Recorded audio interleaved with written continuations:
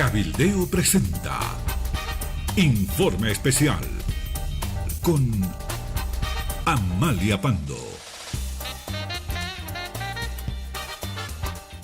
Muchas gracias a todos por estar en este informe especial. Me voy a referir a los acontecimientos luctuosos, sangrientos que han ocurrido en los Yungas en estas últimas semanas.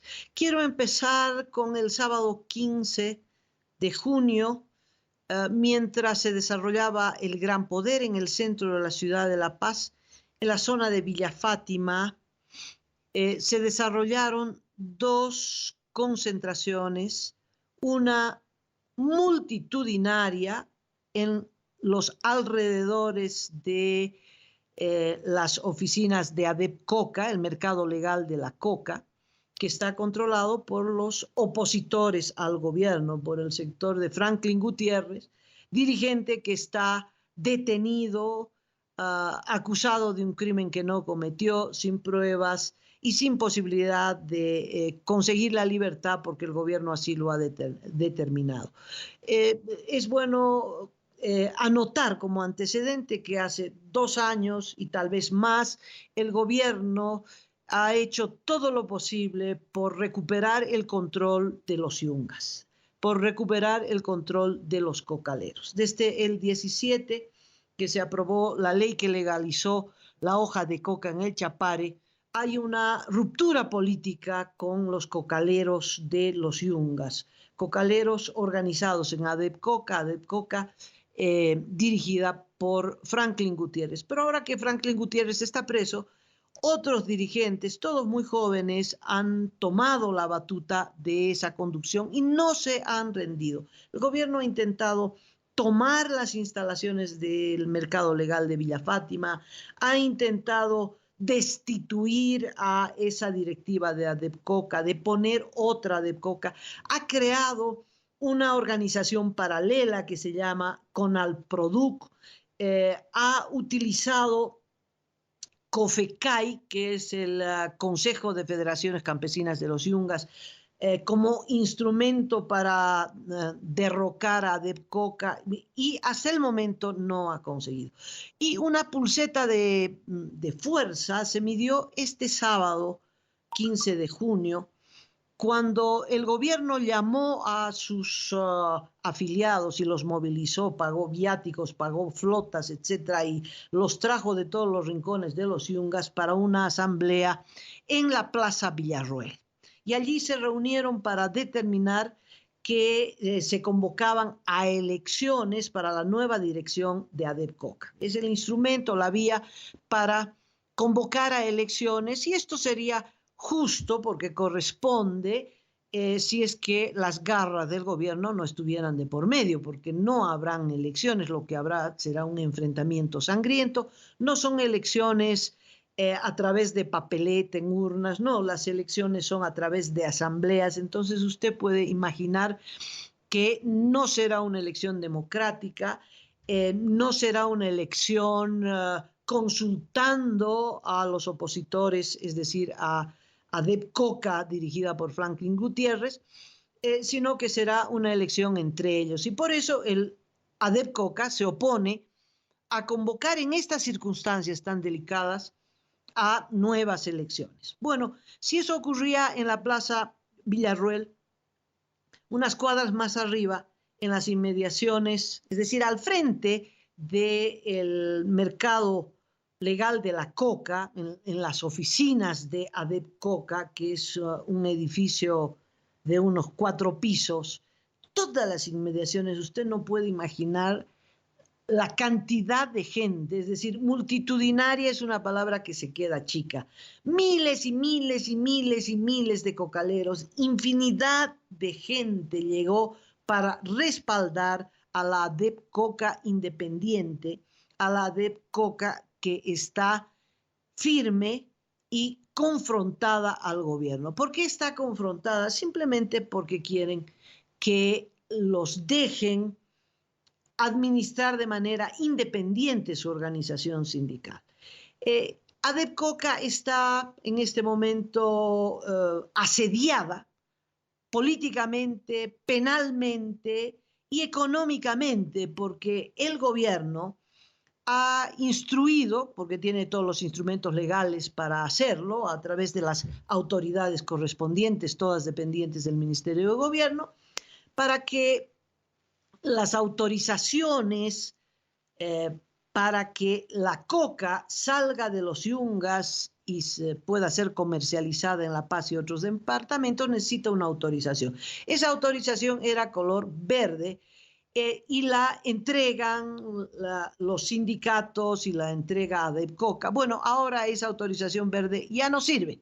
El gobierno ha instalado otro mercado legal, ya que no ha podido tomar el mercado de Villa Fátima, ha instalado, abierto otro mercado legal y entonces en ese otro mercado legal solo de allí salen con tarjeta amarilla y son los policías encargados del control antinarcóticos y de la coca, los encargados. Aquel que no tiene la tarjeta amarilla no puede comercializar su coca, no puede salir de la frontera que existe antes de llegar a La Paz, de allí no pueden salir. De tal modo que están apretando, ¿no?, a través de este mecanismo tan efectivo que es la asfixia económica. Bueno, en ese contexto,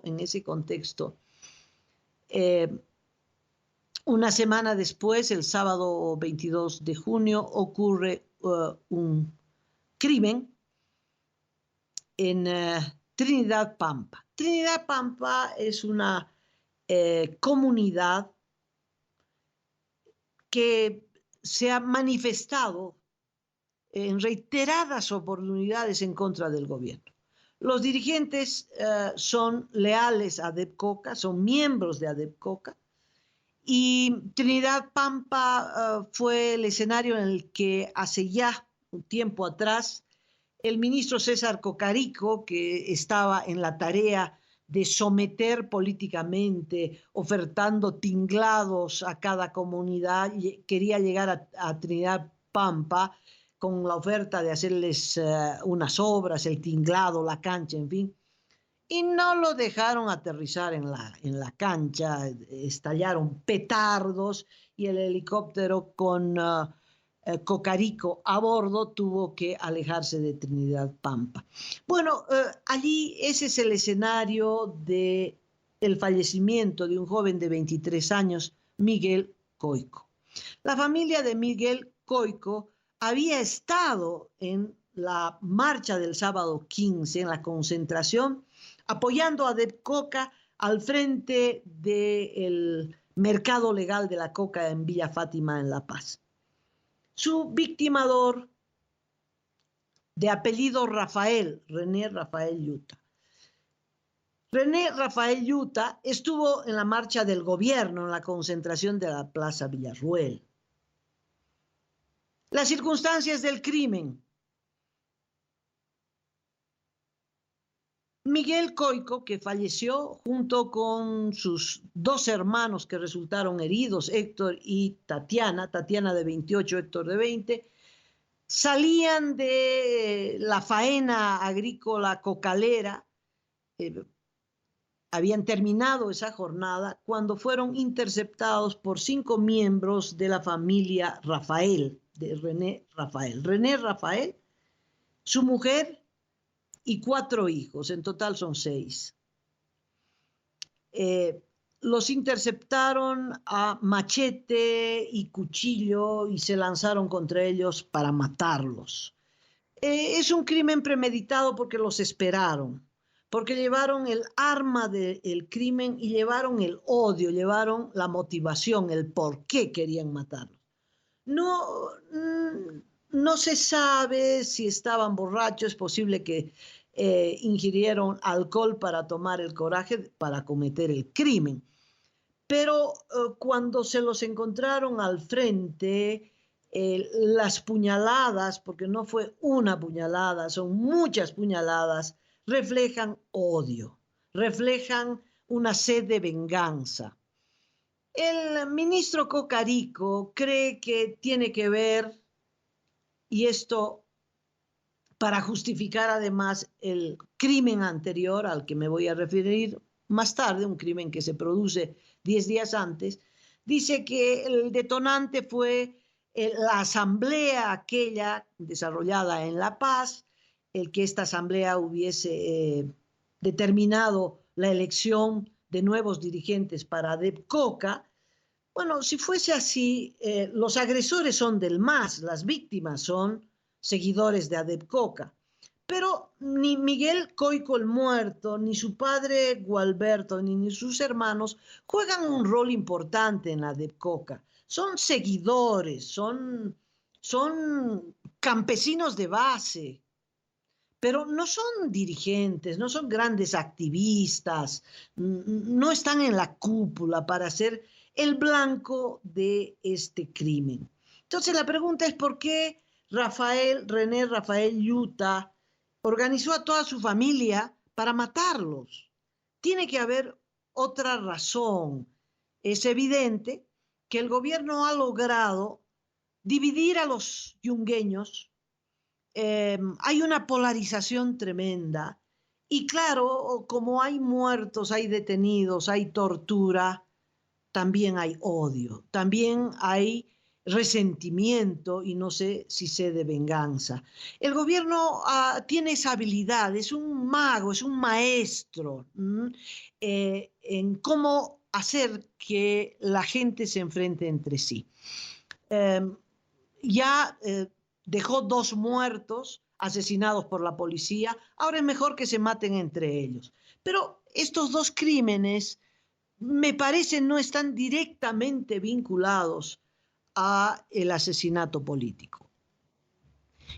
Los anteriores sí, cuando la policía mata, tortura y luego mata a 2 cocaleros en la Asunta, ese es un crimen político.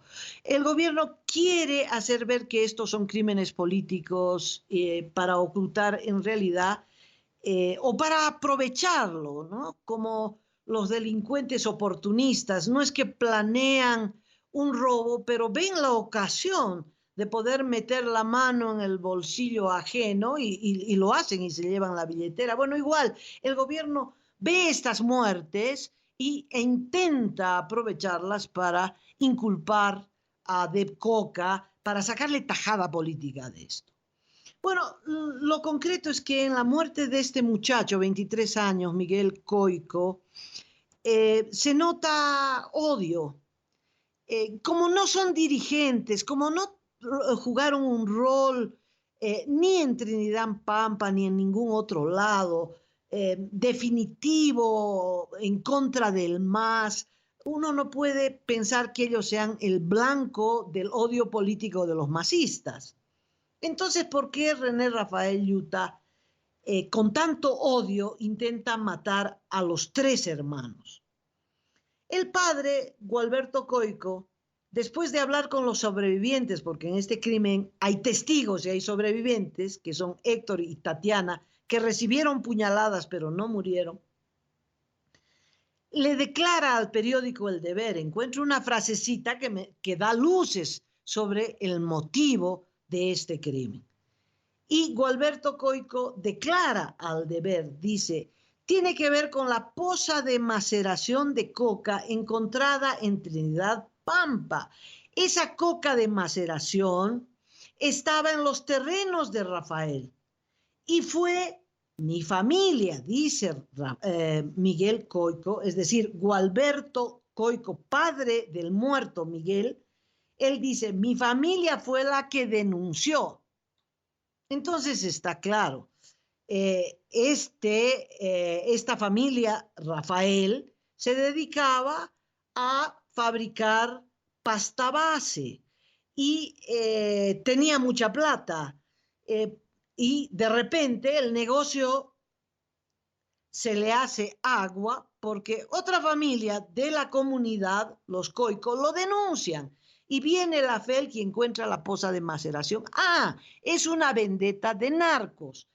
Un narco afiliado al MAS que apoya a Conalproduct, que viene a la marcha del gobierno en la Plaza Villarruel, pues había sido narco también. ¿no? Y tenía la poza de maceración y había amasado no solo pasta base, sino una fortuna. Tanto así que después del crimen y dejando en agonía, muerto a Miguel y en agonía a Héctor y Tatiana, escapan los seis. René Rafael, su mujer y 4 hijos. 6. Alquilan un vehículo y se van hasta Riberalta, el Beni, casi frontera con el Brasil. Habían alquilado un vehículo, o sea, tienen para alquilar un vehículo. ¿Y dónde se alojan en Riberalta? Ellos tienen una propiedad en Riberalta. Es que, claro, son narcos, tienen plata. Y por la gravedad del crimen y porque ha creado una indignación tremenda en Trinidad Pampa, es que el gobierno los ha detenido y están presos. Lo que oculta el gobierno es la razón del crimen. El gobierno quiere dar a entender que es un crimen político, un crimen entre cocaleros. No, acá es un crimen por la declaración de Gualberto Coicó, es un crimen de venganza porque los narcos habían sido denunciados. Y el gobierno, en vez de aplaudir este gesto, pues claro, está protegiendo a los masistas, aunque los ha detenido, pero la razón del crimen es esta, por todos los elementos que se han concedido. Vale decir que Trinidad Pampa ahora está rodeada. Trinidad Pampa es una comunidad pequeña, como son las comunidades en los yungas, pero está rodeada por policías. No sabemos cuánto dure el cerco policial y cuál es el rol que va a jugar la policía. ¿Qué es lo que pasó? Que la familia Coicó y toda la población de Trinidad, indignado por el crimen, les quemó la casa a los familiares de Rafael. No sé exactamente cuántas casas, pero quemaron casas y claro, por eso también los Rafael escaparon hacia Riberalta. Paso al otro tema que tiene que ver con un crimen ocurrido 10 días antes, el 12 de junio. El 12 de junio fue asesinado Eduardo Apaza, que era secretario de Hacienda de COFECAI. COFECAI es una organización, es la Confederación de Campesinos de los Yungas, manejada por el MAS. Eduardo Apaza era dirigente del MAS y en este caso es la víctima de este crimen.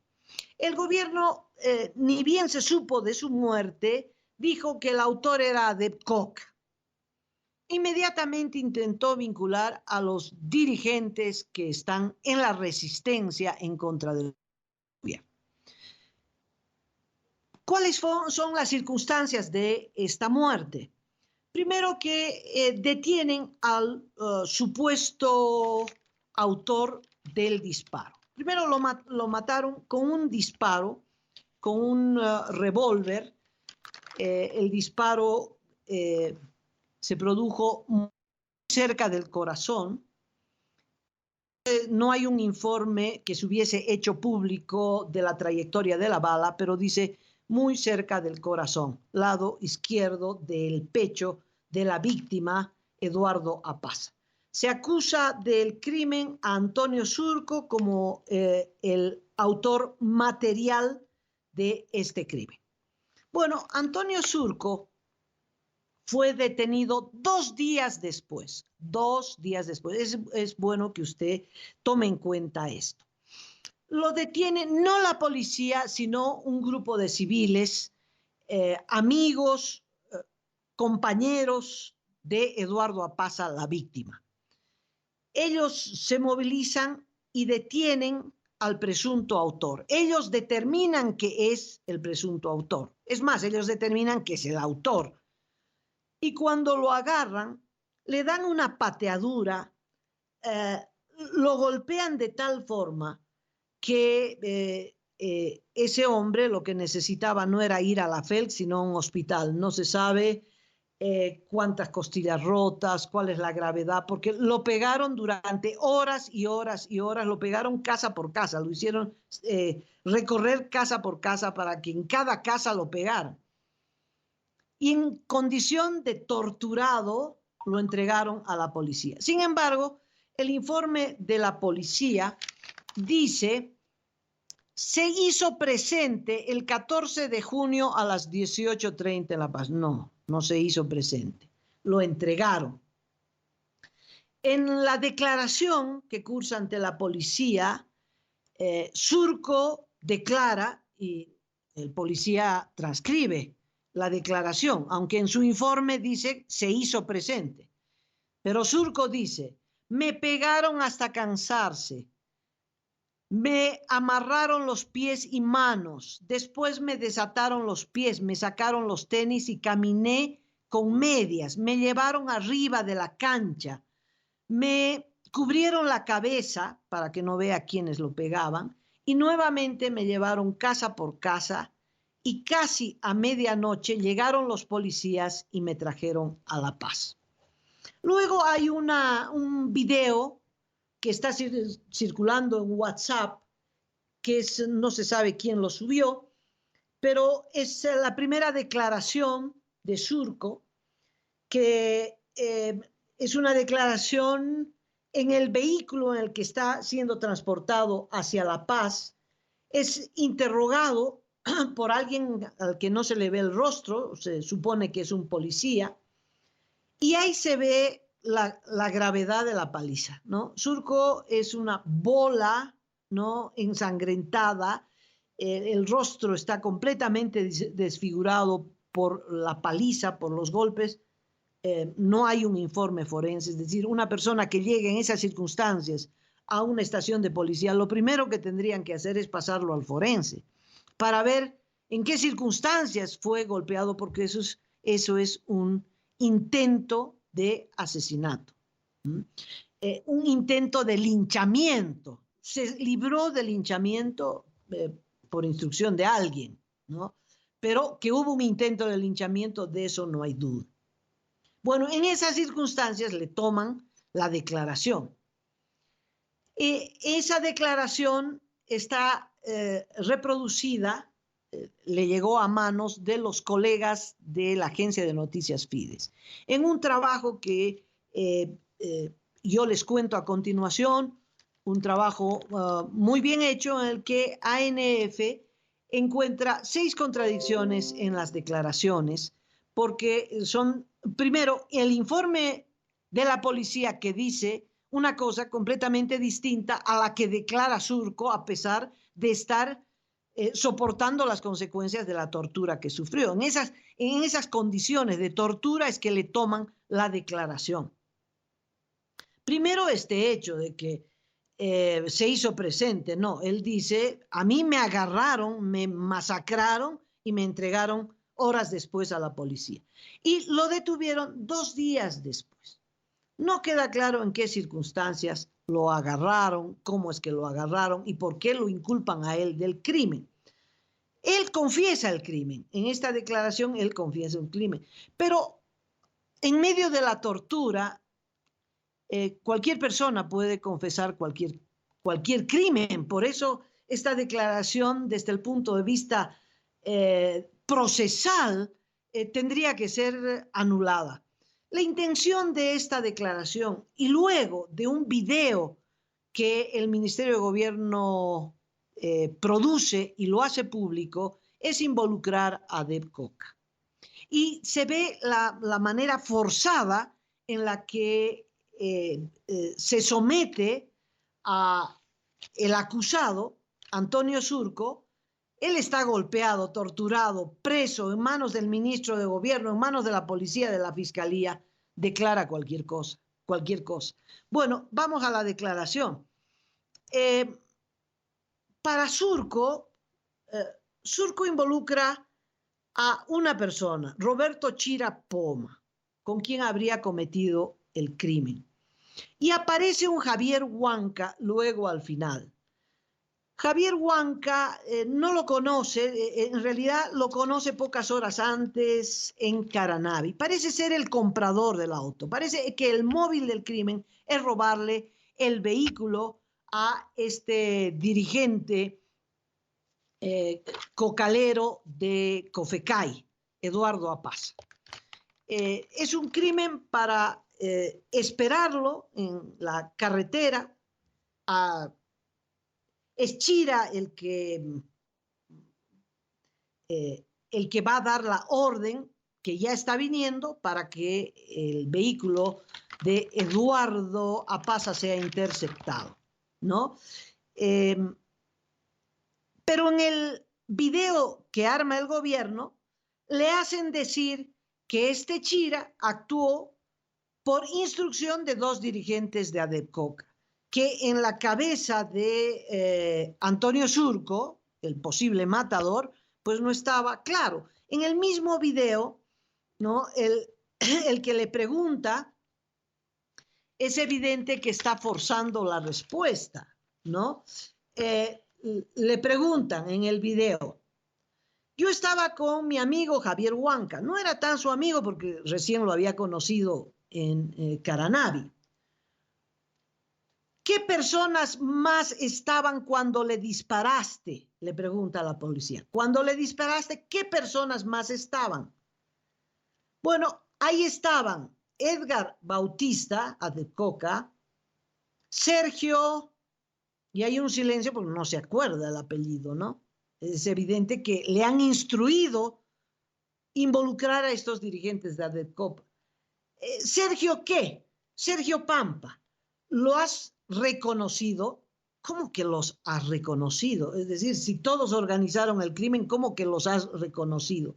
Y entonces dice, estaban en un Ipsum negro. O sea, con esta declaración el gobierno trata de colocar a los 2 dirigentes de ADEPCOCA en la escena del crimen.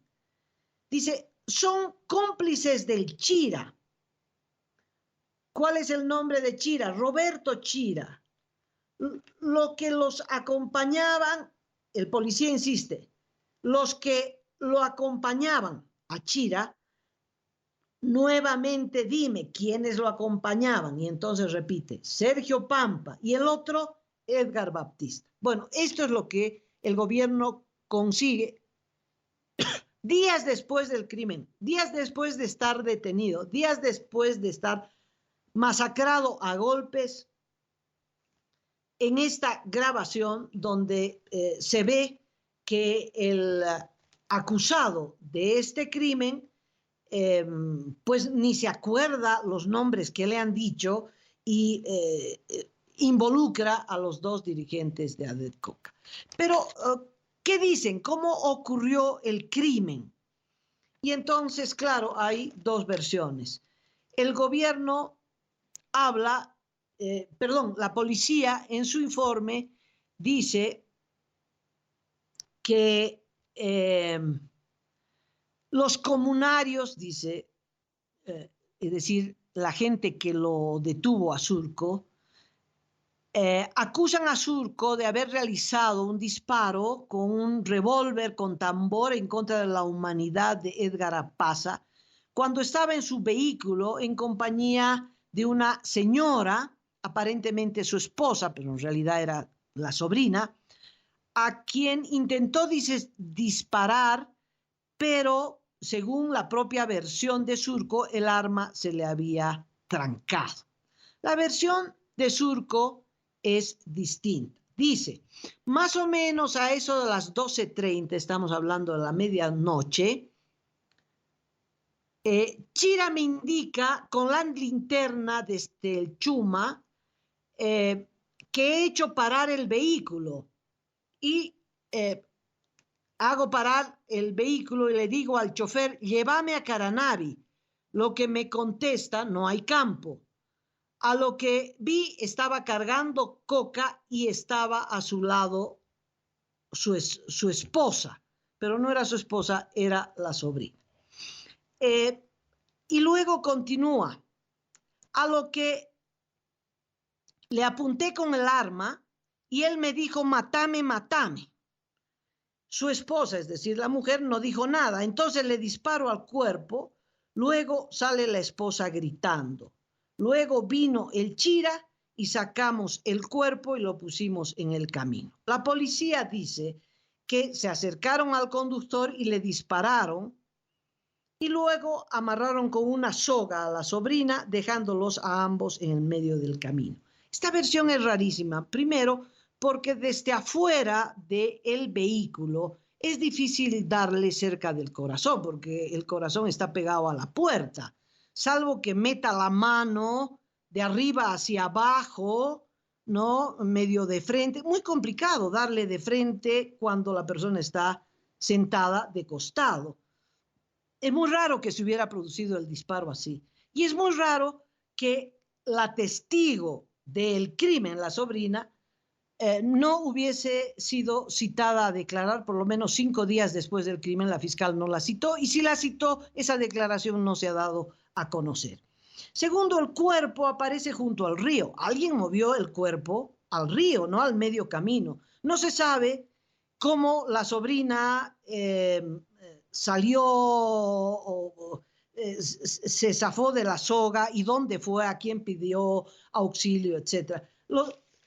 Dicen que el acusado fue encontrado con la vagoneta, con esta vagoneta Toyota Noah. El surco dice tipo zapatito, pero en realidad él dice, yo me asusté, lo dejé el auto, lo que quiere decir que se bajó, y me entré al río ahí abajito. Mi amigo Javier Huanca, que parece era el comprador del vehículo, se quedó en la tranca. Entonces era Javier Huanca el que manejaba el vehículo. Ya no lo vi más hasta ahora. El otro, que se supone es el cómplice del asesinato, Chira, no se sabe hasta ahora cuál es su paradero. Se supone que está detenido, pero no he encontrado sus declaraciones. En todo caso, hay una sobrina testigo del crimen. Era 5 personas que estaban los de Adep Coca en la escena del crimen. Todo hace pensar que no. El abogado de Sergio Pampa de Adep Coca dice que esto es un montaje para involucrar a Adep Coca y con ese motivo seguir deteniendo a los dirigentes. Todo hace pensar que efectivamente es así y que el móvil de esta muerte tan terrible fue el robo del vehículo y que el robo del vehículo se hizo entre Surco y Chira y que el comprador era Javier Huanca, contactado para venderle el vehículo en Caranavi. Después dice, me iban a pagar 15.000 bolivianos, son $2.000, un vehículo robado en la zona, pues averiguadas las cosas, a lo mucho 3.000, $3.500. Y si es un vehículo de un dirigente del gobierno, dudo mucho que tenga todavía ese precio. Es decir, todos estos datos son datos proporcionados por un hombre que sale de la tortura, por un hombre que declara sin abogado, que declara en circunstancias procesales inaceptables, y que la policía no hizo un trabajo de investigación, sino que recibió las órdenes del gobierno para dar una versión y colocar a dirigentes de Adep Coca en la escena del crimen. Esto es lo que está ocurriendo. Con estos 2 crímenes, lo único que ha ocurrido al manosear las razones del crimen, las razones que son delincuenciales, que no están cruzadas directamente por la política. Lo que hace el gobierno es azuzar el odio político. Y eso lo hace muy bien y tiene un resultado efectivo. Lo concreto es que Trinidad Pampa está rodeada por policías, que la Asunta es una zona, yo diría, minada, y que Adep Coca anuncia un bloqueo que va a terminar sin duda en enfrentamiento. De tal modo que el derramamiento de sangre en los Yungas no ha terminado. Muchas gracias por escucharme, muchas gracias por estar en Cabildeo y con otro informe estaré con ustedes mañana. Cabildeo presentó Informe Especial con Amalia Pando.